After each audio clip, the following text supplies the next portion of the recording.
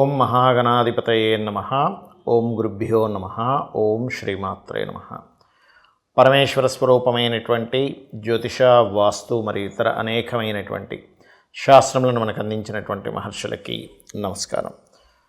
హయగ్రీవ హయగ్రీవ హయగ్రీవేతి యో వదేత్తస్య నిస్సరతే వాణీ జహ్నుకన్యా ప్రవాహవత్. అరుణాం కరుణాతరంగితాక్షీం ధృతపాశాంకుశపుష్పబాణచాపాం అనిమాదిభిరావృతాం మయూకైః అహమిత్యేవ విభావయే భవానీం. శ్రీమాత్రే నమః. ప్రేక్షకులకి ఆ లలితాంబిక అమ్మవారి యొక్క అనుగ్రహం పరిపూర్ణంగా కలగాలని మనస్ఫూర్తిగా కోరుకుంటూ మనం ఈరోజు చెప్పుకోబోయేటువంటి టాపిక్ ఏమిటి అంటే, సూర్య భగవానుడు మకర రాశిలోకి మకర సంక్రమణం అంటారు. జనవరి 14వ తేదీన ఉదయం 8:59 57 నుంచి 59 మధ్యలో మారుతున్నాడు. ఒక నెల రోజుల పాటు మకర రాశిలోనే ఉంటాడు. మనకి సంక్రాంతి, భోగి, సంక్రాంతి, కనుమను 3 పండుగలు ఉంటాయి. ముఖ్యంగా సంక్రాంతిని పెద్దల పండగ అంటారు. పెద్ద పండగ అంటుంటారు కానీ పెద్ద పండగ కాదు, పెద్దల పండగ. ఈ రవి యొక్క గ్రహస్థితి మారడం మూలంగా 12 లగ్నాల వారికి, లగ్నం తెలియని వారు రాసుల వారికి ఎటువంటి శుభ ఫలితాలు జరగనున్నాయి, ఏ విషయాల పట్ల జాగ్రత్త వహించాలి, ఏ లగ్నాలకి మరి రవి శుభుడైతే ఒక రకమైన ఫలితము, పాపైతే ఒక రకమైన ఫలితం జరుగుతూ ఉంటుంది. కాబట్టి ఏ విషయాల పట్ల జాగ్రత్త, ఏ పరిహార మార్గం చేసుకోవాలి, మరియు అదేవిధంగా మరి లగ్నము, నక్షత్రము ఏమీ తెలియని వారు పర్టికులర్గా ఎటువంటి జాగ్రత్తలు తీసుకోవాలనేటువంటి విషయాలని చెప్తుంది నేనైనప్పటికీ కూడా చెప్పిస్తుంది సాక్షాత్ లలిత అమ్మవారిగా భావిస్తూ మనం ఒక్కొక్క లగ్నం గురించి మనం తెలుసుకుందాం. మిథున లగ్నము, మిథున రాశి, మిథునం వారికి కనుక చూసుకున్నట్లయితే మీకు మీ యొక్క రాశి వారికి ప్రత్యేకంగా ఈ యొక్క రవి పాపి అష్టమ స్థానంలో ఉంటున్నాడు వెళ్ళి సంక్రమణంలో. కాబట్టి ఇక్కడ కమ్యూనికేట్ చేసేటప్పుడు, ఏదైనా అగ్రిమెంట్స్ రాసుకునేటప్పుడు, అందులో ముఖ్యంగా తాతగారి ఆస్తికి సంబంధించినటువంటి విషయంలో ఏదైనా నిర్ణయం తీసుకోవాల్సిన పరిస్థితి వచ్చినప్పుడు మిథునం వారు చాలా చాలా జాగ్రత్తగా ఉండాలి. ఫోన్ మాట్లాడుతూ ఎవరూ నడిపించకూడదు. కానీ మిథున లగ్నం వారు ఇప్పుడు మరింత జాగ్రత్తగా ఉండాలి. ఎందుకంటే కొన్నిసార్లు ఒకవైపు కమ్యూనికేట్ చేస్తూ ఒకవైపు డ్రైవింగ్ చేయడం వల్ల, లేకపోతే ఏదైనా ముఖ్యమైన పని చేస్తూ ఉండడం వల్ల అది ఇంకొక రకమైనటువంటి విపత్తుకో ఇంకో రకమైన నష్టానికి దారితీస్తుంది, గుర్తుపెట్టుకోండి. అలాగే మరొక విషయం ఏంటంటే, రీసెర్చెస్ చేస్తూ ఉంటారు ల్యాబ్స్లోని.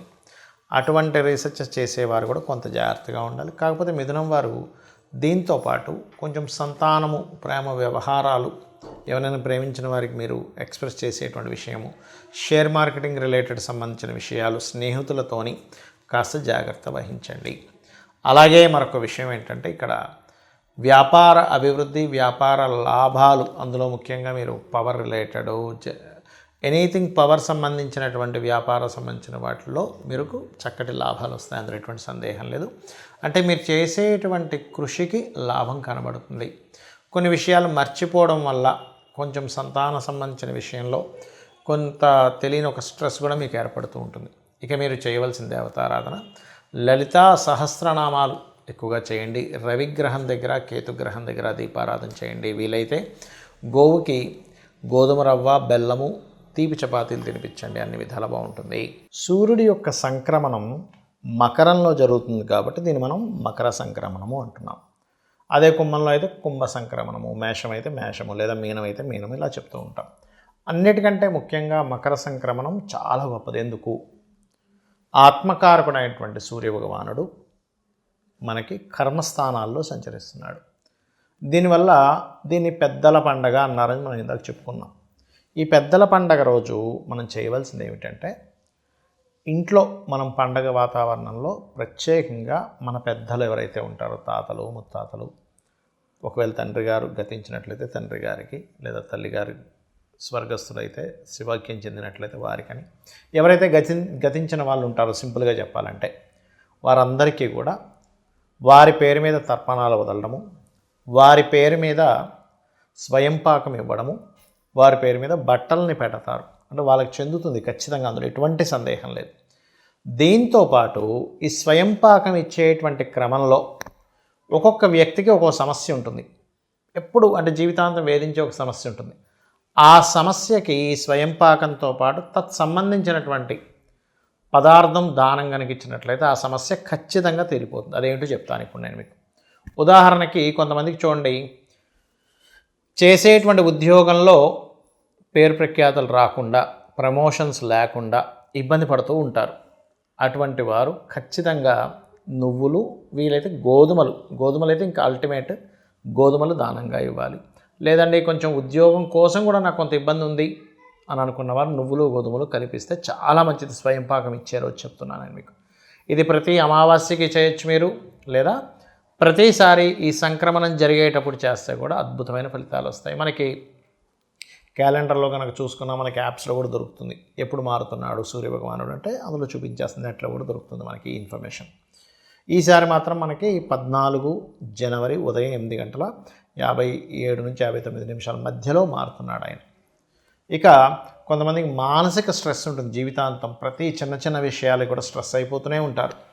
అటువంటి వారు చక్కగా గోశాలకు వెళ్ళి గోవులకి బియ్యం పిండి తినిపించడము. ఇందాక నేను చెప్పినట్టుగా గోధుమల ప్లేస్లో గోధుమ రవ్వ కూడా గోవుకు తినిపించవచ్చు, ఇది ప్రమోషన్స్కి. అలాగే మానసిక స్ట్రెస్ ఎక్కువ పడుతున్నా కాస్త మీరు బియ్యము దానంగా కనుక ఇచ్చినట్లయితే స్వయం పాకంతో పాటు అద్భుతంగా ఉంటుంది.